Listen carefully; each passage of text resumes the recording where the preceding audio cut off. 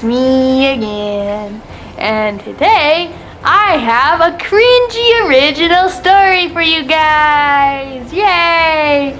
So, it's less than 2,000 words long, even though it's 2 parts long, so I'm going to do both parts in one video. So you get the maximum amount of cringe. I hope you enjoy. So, it's called Lillian Hunt. It's about my character Lillian, well, one of the forms of her. And she's a violinist now, but people still remember what she did in the past. So, well, let's begin so the cringe can be entering your ears. Lillian Hunt. Lillian was on her front porch playing her violin. It was a beautiful night and the crescent moon glowed warmly.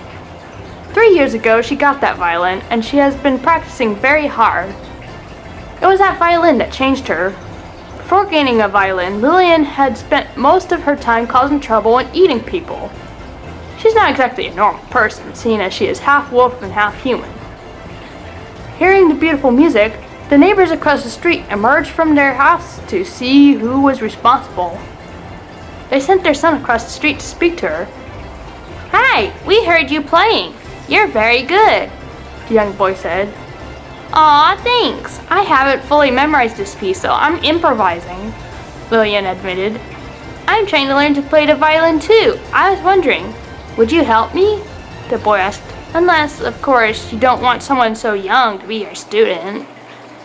No, I would like to help. Come to my house and I'll give you lessons," Lillian said. "Thank you so much," the young boy said. A dark car drove down the street with both the headlights and taillights turned off. Lillian didn't notice, and neither did the boy, but a tingling feeling made her feel uncomfortable. It wasn't until the first violin lesson that she realized why she felt so uncomfortable. "Okay, repeat after me," Lillian says, taking a deep breath. But before Lillian could say anything more, she hears a knock on the door.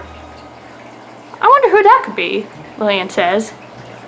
As she heads to the door, the boy follows behind her. Standing at the door is 3 strange men. They grin evilly at Lillian. "Hello?" Lillian asks, gulping nervously.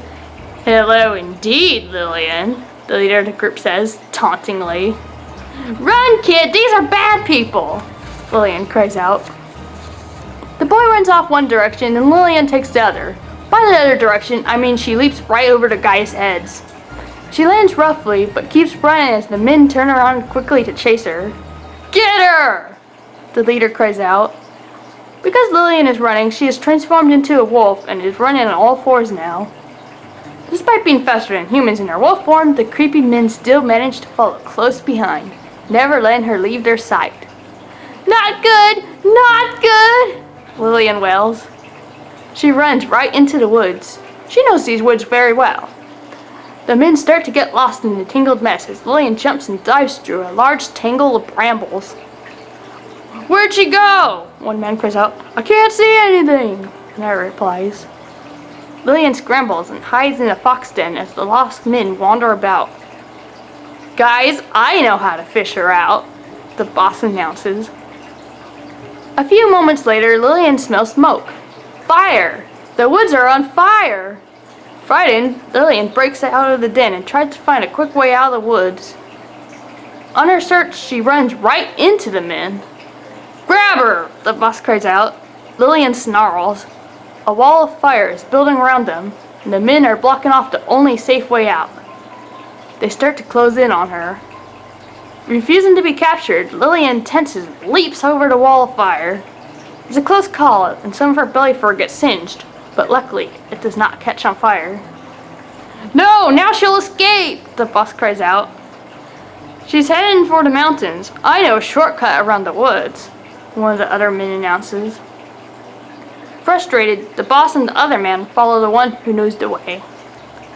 Lillian, as they suspect, heads to the mountains. When they arrive, Lillian has just made it and is about to jump to the first ledge. "Stop! Stop right there! We're the good guys. You're the bad guy," the boss cries out.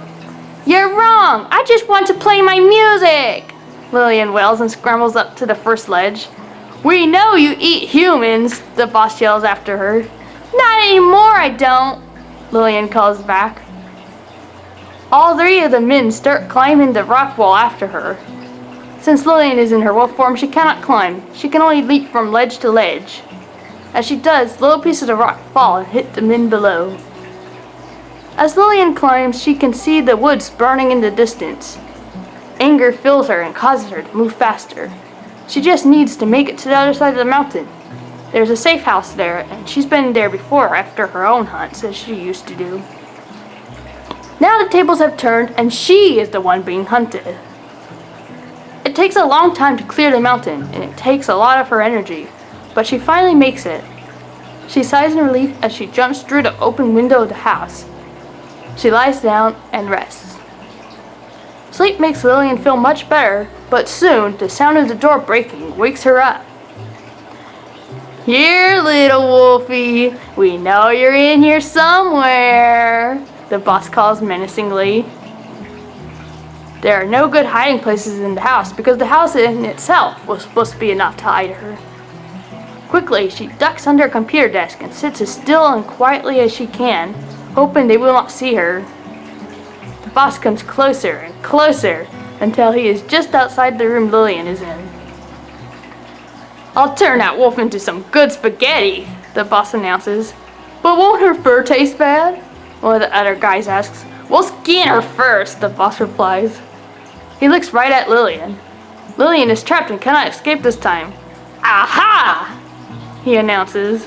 She snarls and growls at him as he reaches out and grabs her by the scruff. She tries to whip around to bite him, but she cannot while he is holding her scruff. They shove her into a small crate and lock the door. She whimpers. We did it! We saved everyone from a vicious beast! The boss cries out happily. The only vicious beast is you, Lillian argues. Even locked in a cage going to her doom, she still has that defiant attitude, one of the men remarks. The men return to the area they found Lillian in the first place, and they parade around with their catch. Many people stare and wonder as they had never seen Lillian in her wolf form before, nor any wolf in general. We caught the beast! Your lives are safe! The boss cries out. The boy who was with Lillian sees her in the cage. Mom! She's the nice lady who's going to teach me violin. Can't we do something?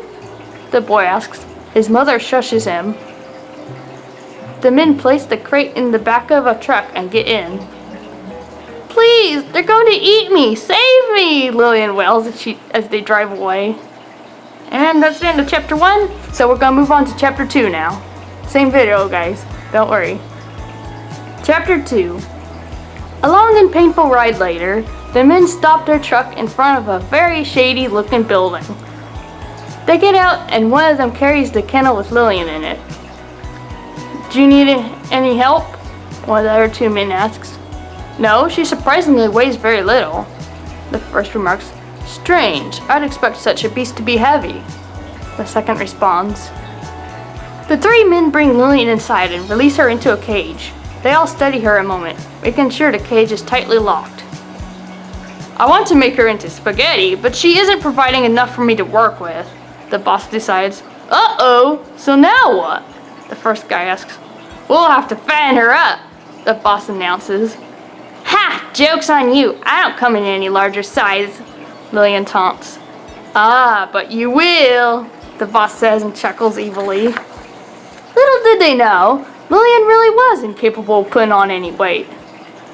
The men tried restricting her exercise and feeding her as much as and as often as they could, but always by the end of the day, Lillian was the same as she started off as. Impossible! The men exclaim. I did warn you, Lillian pipes in from her new, smaller cage. We mustn't give up. After how long it took us to catch her, there must be a way to solve this problem, the boss says. However, one night when all the men fell asleep when they were supposed to be guarding the cage, Lillian's neighbor showed up on his own. Because his parents didn't want him to rescue Lillian, he had to come by foot and had been walking for a long time. He opens the door to the building, which lets out an alarming screech. He holds his breath and listens carefully to make sure nobody heard. The men are fast asleep. Lillian wakes up and stands in the tiny cage. Hope twinkles in her eyes. She recognizes who snuck in. The boy looks around, not knowing where to go. Lillian lets out a soft but high-pitched whine to make herself known. The bad news is, when the boy arrives following the sound, the men wake up too. Uh-oh, Lillian says. Lillian, I came to save you, the boy says. Yes, but look out, Lillian whispers loudly. As the boy's picking the lock, the men run into the room and see him. Darn you kids, stay away from that cage, the boss yells. The lock clicks and the boy runs. The men chase after him. With a cling, Lillian breaks free from the cage. I'm free! Lillian cries out. She could run right out the door while the men are distracted, but they will murder the boy if she does. Because of this, Lillian decides to fight. Hey, hands off the boy! Lillian calls out, entering the room they are currently in. She escaped! Get her! The boss cries out. Lillian stands her ground as the men charge at her. I've ran from you guys for long enough. This time, I will hold my ground, Lillian cries out. The little boy stares in surprise as Lillian prepares to fight. The little light there was from the lamps vanishes, and it suddenly becomes very, very cold. Lillian's glaring red eyes glow brilliantly with anger. Oh goodness, she's unleashing her fury! We're doomed! One of the men cries out. Lillian leaps at them as they try to flee and pins the boss to the ground. She got me, help! The man shrieks. Moments later, his cries are silenced. The two remaining men try to flee, but Lillian catches one. One man escapes, but two vanish. Whoa, the little boy gasps. Lillian turns to face him. Did you just... the boy asks. Lillian nods and lays down with a yawn. The light and heat slowly start to return. I win, Lillian says, and falls asleep. The one man who escaped never goes after Lillian again, afraid of her power. The end. Okay, guys, did you like the cringe? Give me a thumbs up if you did. Tell me what you think in the comments. And if you haven't already, please subscribe to the channel. I got tons more stories to share. Bye.